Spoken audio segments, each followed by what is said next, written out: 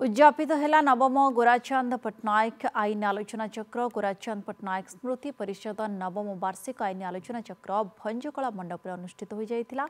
आलोचना चक्र रे मुख्य अतिथि भाव ओडिशा उच्च न्यायालय न्यायाधीश डॉ विद्युत रंजन षडंगी, ओडिशा वकील संघर अध्यक्ष सीतांशु मोहन द्विवेदी, अतिरिक्त सरकारी वकील सुभाषिष पट्टनायक सामिल होते।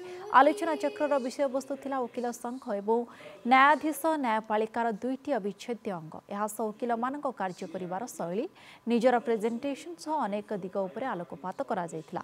शेष रे परिषद पक्षरु मान्यगण्य वकील मानकु सम्मानित करा जायछि। आज जो लेक्चरर रे आमर बेंच बार रिलेशनशिप भितर लेक्चरर थिला। इतरे मान्यवर सीनियर जज मोस्ट रेस्पेक्टेड जज डॉक्टर विद्युत रंजन षडंगी सबू कॉर्नर रु आलोकपात कले।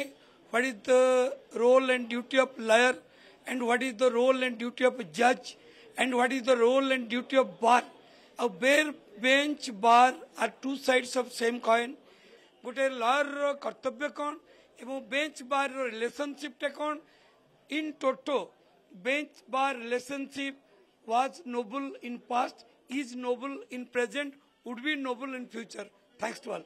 प्रोग्राम रो उद्देश्य होची आम सीनियर जे थिले जने भुवनेश्वर प्रतिष्ठित वकील थिले तांकर मेमोरी रक्षा करिवा पाई किबोली भाबरे सेटा जूनियर आम लॉयर्स मान को किबोली प्रभावित करिवो सेति पाई आमे प्रति वर्ष एक लॉ लेक्चर करूछु। बेसिकली ई जो युव आईनजीवी किबोली भाबे निज जीवन को बा तांको प्रोफेशनल कैरियर टा किबोली भाबे सुरुखुरे प्रतिपादित करिवे, that is the aim of this objective of this.